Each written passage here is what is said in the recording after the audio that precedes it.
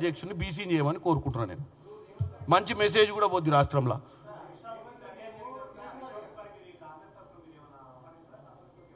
హరీష్ రావు గారిని కాంగ్రెస్లకు ఆహ్వానించే అంత స్థాయి నాకు లేదు, కానీ హరీష్ రావు గారు ఆలోచించుకుంటే ఏడికైనా చాలా పొడుగుంటాడు, కనపడతాడు. ఏడవైన జనంలో 1,00,000 మందిలో ఉన్న పొడుగుంటాడు కాబట్టి కనపడి పిలుచుకుంటారు ఆయనను. కానీ నేను అనేది ఏంటంటే ఆయన వాళ్ళ మామను వదిలిపెట్టి రాలేడు. వాళ్ళ మామకు అంటే ఆయనకు ప్రేమ, వాళ్ళ మామకు ఆయన మీద ప్రేమ లేదు, కానీ ఆయనకు వాళ్ళ మామను వదిలిపెట్టి ఏడికి పోడు.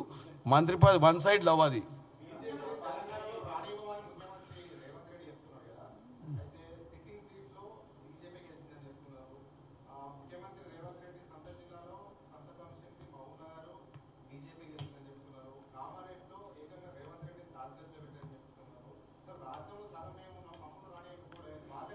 దీంట్లో కాంట్రాడిక్టరీ. మహబూబ్ నగర్ జిల్లాలో 7 సీట్లు కాంగ్రెస్కి వచ్చినాయి, అసెంబ్లీ సీట్లు.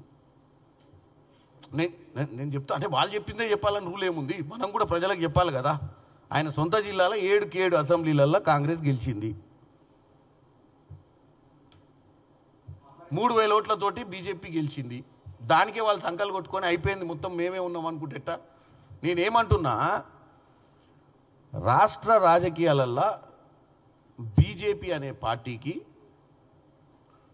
సిటీలలో అక్కడో చుట్టుపక్కల ప్రాంతాలల్లో అర్బనైజేషన్ దగ్గర వీళ్ళు చేసేటువంటి చెడు ప్రచారం, వీళ్ళు పోలరైజ్ చేసే పాలిటిక్స్, హిందూ ముస్లింల మధ్యన లేకపోతే రైట్ అండ్ లెఫ్ట్ వింగ్స్ అని చెప్పి క్రియేట్ చేసి వీళ్ళు పోలరైజ్ చేసే సిస్టంలో కొద్దిగా గొప్ప సర్వైవ్ అవుతారు వీళ్ళు. రూరల్ బెల్ట్లో ఏం సంబంధం?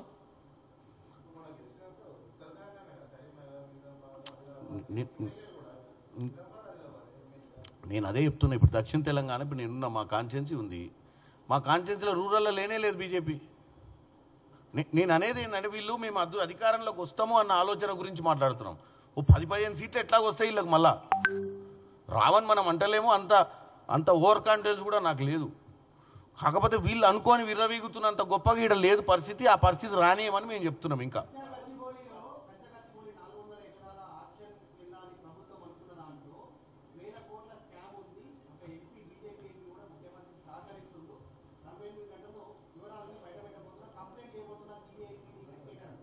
ఎన్ని గంటలు ఉంది ఇంకా మిగిలి ఇప్పుడు? అంటే ఇప్పుడు నాకు కావాల్సింది ఏంటంటే ఆయన ఆ గంటలలో డెడ్ లైన్ టీవీలో వేస్తారు కదా, నెక్స్ట్ 48 అవర్స్లో బొమ్మ వేసేది ఉంటే ప్రపంచ వరల్డ్ కప్ కానీ ప్రపంచంలో పెద్ద ఈవెంట్ ఉన్నప్పుడు కింద మిగిలిన సమయం వేస్తారు. మరి ఆయన మాట్లాడిన తర్వాత మిగిలిన సమయం ఎంత ఉందంట? అయిపోయిందా? అయితే ఇమీడియట్గా మళ్ళీ ఎక్స్టెన్షన్ అడగమని చెప్పండి, మళ్ళీ ఇస్తాం టైము. ఇప్పుడు బీజేపీ ఎంపీ ఉంటే, ఆయనకు అంత సమాచారం ఉంటే, అసలు నా దగ్గర ఏమైనా సమాచారం ఇవ్వండి, నేను 15 నిమిషాల ప్రెస్ మీట్ పెడతాం, మళ్ళీ డెడ్ లైన్ కూడా ఉండదు దానికి.